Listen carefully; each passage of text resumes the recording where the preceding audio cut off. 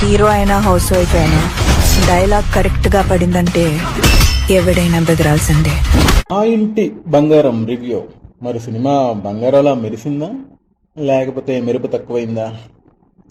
చాలా రోజుల తర్వాత సమంత మెయిన్ లీడ్ కావడం, యాక్షన్ కలగలిపిన కుటుంబ కథా చిత్రం అనిపించేలా టైలర్, తనకంటూ ఒక బ్రాండ్ వాల్యూ ఉన్న నందిని రెడ్డి దర్శకులు కావడం, సమంత భర్త అయిన ఓటీటీ స్టార్ ఫిలిం మేకర్ రాజు నిడుమరు నిర్మాత కావడం, ఇవన్నీ కలిపి మా ఇంటి బంగారం బంగారాలానే మెరుస్తూ కనబడింది పైకి చూడడానికి.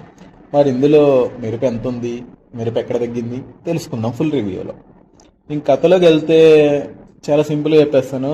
1980s నేపథ్యంలో అనిరుద్ తన ఇంట్లో వాళ్ళ ఇష్టానికి విరుద్ధంగా స్వర్ణ అంటే సమంతాన్ని పెళ్లి చేసుకుంటాడు. పెళ్ళయ్యాక 3 ఏళ్లు కుటుంబానికి దూరంగా ఉన్న వీళ్ళిద్దరూ అనిరుద్ చెల్లి పెళ్లి కోసం ఊరికి వస్తారు. సో సందడిగా ఉన్న ఆ ఇంట్లో పెద్ద కోడలుగా అందరి మన్ననలు పొందడానికి స్వర్ణ చేసే ప్రయత్నాలు, ఆమె తోటి కోడలు అనసూయ అంటే శ్రీముఖి ఆమెను డామినేట్ చేయాలనుకోవడం ఇలా సాగుతుంది.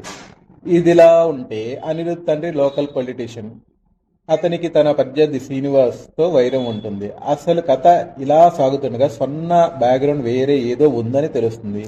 ఆమె బ్యాక్గ్రౌండ్ ఏంటి, తన నామం, తన పేరు ఝాన్సీ. అసలు ఈ ఝాన్సీ ఎవరు, ఝాన్సీ గతం ఏంటి, మాజీ సాయుధ నాయకులు కరుణ ఝాన్సీకి ఉన్న సంబంధం ఏంటి, ఆమె నేపథ్యం తన కుటుంబానికి ఎలా ఉపయోగపడింది అనేదే కథ. ఈ కథ గురించి ఇంతకంటే వివరంగా చెప్తే మళ్ళీ స్పాయిలర్ అయిపోద్ది. సో ఈ కథలో మనం బాగా చూసుకుంటే కొంచెం అతడు, కొంచెం కలిసి ఉన్నవరా, కొంచెం ఫ్యామిలీ మ్యాన్ మిక్స్ చేసినట్టు ఉండిద్ది. కానీ టోటల్గా ఇది ఒక డిఫరెంట్, కొంచెం అతడుని కొంచెం ఉమెన్ అంటే లేడీ వైపు నుంచి తీస్తే ఎలా ఉండిద్దో అని ఎలా ఈ సినిమా ఉండిద్ది. కానీ సినిమా స్టార్టింగ్ నుంచి కామెడీ అసలు ఎక్స్పెక్ట్ చేయలేదు, కానీ కామెడీ చాలా బాగా పండింది. ఆ అమ్మాయి ఎవరో కొత్త అమ్మాయి అనుకుంటా, మంజుష. అసలు తను చూడడానికి చాలా క్యూట్గా ఉంది, చాలా క్యూట్గా నటించింది. తన మాటలు కూడా చాలా బాగున్నాయి. చాలా సీన్స్ లో సమంతని కూడా డామినేట్ చేసేసి తను చెలరేగిపోద్ది స్క్రీన్ మీద. తను కనబడిన ప్రతి సీన్ బాగుండేది, తను మాట్లాడిన ప్రతి మాట సింగిల్ లైన్ పంచెస్ అవన్నీ కూడా చాలా బాగా వర్కౌట్ అయ్యాయి. ఇంకా సమంత హస్బెండ్ గా చేసిన ఆయన కూడా ఓకే, బట్ సమంతకి హస్బెండ్ అంటే అంత ఎందుకు ఎక్కువ ఇష్టము, ఆ ఫ్యామిలీ కోసం ఎందుకు అంత చేస్తుంది అనేది కొంచెం క్లియర్ గా చూపిస్తే చాలా బాగుండేది. సో ఫస్ట్ హాఫ్ కామెడీగా సినిమా వెళ్తూనే ఏదో ఉంది డాష్ రేంజ్ ఫ్లాష్ బ్యాక్ ఉంది అనేలా సినిమా సాగుతూనే ఉండిద్ది. అంటే డైరెక్టర్ ఒక ఇంట్రెస్ట్ అయితే క్రియేట్ చేయగలిగింది. సో అదే ఇంట్రెస్ట్ తో మనకి ఇంటర్వెల్ కార్డు పడుద్ది. ఆ ఇంటర్వెల్ దగ్గర సీన్ కూడా చాలా బాగుంటుంది. అండ్ సినిమాకి ఇంటర్వెల్కి ముందు కానీ సినిమా రన్ అవుతున్న సేపు కూడా ఒక మ్యూజిక్ వస్తూ ఉంటుంది, ఒక వీణ వాయించినట్టు. ఆ మ్యూజిక్ కూడా చాలా బాగుంది. అలాగే బాపు గారి పెయింట్లు యూజ్ చేసుకుంటూ టైటిల్స్ వేయడం, ఇంకా రకరకాలుగా టైటిల్స్ వేయడం, ఇంకా రకరకాలుగా సినిమాలో కూడా మనం ఎక్స్పెక్ట్ చేసి చూపిస్తూ ఉంటారు. అంటే డిఓపి కెమెరామెన్ చాలా బాగా వర్క్ చేస్తాడు. ఆ షార్ట్స్ అన్ని కూడా సినిమాలో చూడడానికి చాలా బాగుంటాయి. సో ఇంకా సెకండ్ హాఫ్ లో కూడా యాక్షన్ సీన్స్ ఉన్నా కూడా ఇంత సన్నగా బక్కగా ఉన్న సమంతో 10 మంది 20 మందిని లేపి కొట్టేసి కుమ్మేసినట్టుగా కామెడీగా కాకుండా వాళ్ళ నుంచి వచ్చేది ఏదైతే ఉంటుందో దాన్ని యూజ్ చేసుకుని తాను ఎలాగ వాళ్ళని ఎదిరించింది అనేది ఫైట్లు చాలా న్యాచురల్ గా చాలా సింపుల్ గా డిజైన్ చేశారు. అది మాత్రం మెచ్చుకుని తీరాలి ఫైట్ డైరెక్టర్ ఎవరైతే ఉన్నాడో తన ఫైట్ మాస్టర్ ని.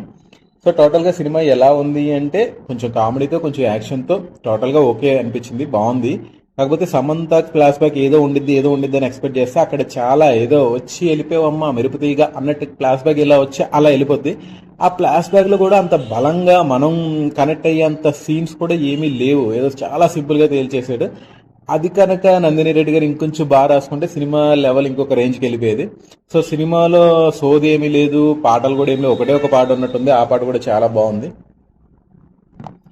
సో సమంత అటు ఇంట్లో వైఫ్ గా ఇటు యాక్షన్ సీన్స్ లోనూ అద్భుతంగా జీవించింది. సినిమా మొత్తాన్ని తన భుజాలపై మోసింది. కథ తెలిసిపోయినా, పెద్ద ట్విస్టులు షాక్లు లేకపోయినా కేవలం సమంత కోసం కళ్ళార్పకుండా చూసేయచ్చు. కానీ సినిమా అంటే పాత్ర నటి మాత్రమే కాదు కదా, సంపూర్ణమైన అనుభూతి కలగాలంటే కథనంలో థ్రిల్, క్లైమాక్స్ లో ఊహించని మలుపులు వగైరాలు ఉండుంటే సినిమా ఇంకా చాలా ఉండేది. అవి మిస్ అయినాయి.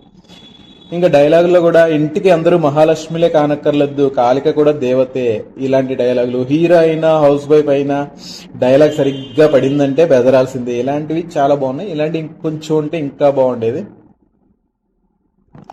ఇంకా ఉన్న ఒక్క సాంగ్ తస్సదియ సాంగ్ అది కూడా చాలా బాగుంది, చూడడానికి వినడానికి కూడా బాగుంది. కెమెరా వర్క్ ఆ పాటలో చాలా బాగుంది. చాలా కాలం తర్వాత రంగురంగుల సాంప్రదాయ చీరలతో తెలుగు వాతావరణం తెర నిండుగా కనిపించింది. ఎడిటింగ్ కూడా ఇంకా చాలా బాగుంది.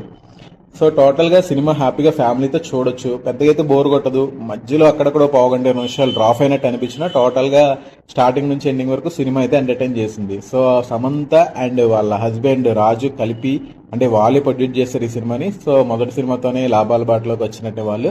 సో నందిని రెడ్డి గారు అలా మొదలైంది హిట్, తర్వాత మధ్యలో ఏవో సినిమాలు తీసారు పోయినాయి, కానీ మళ్ళీ అలాగా ఒక చెప్పుకోదగ్గ సినిమా ఈ సినిమా అయితే డెఫినెట్ గా అయింది ఆవిడకి. So thank you for watching.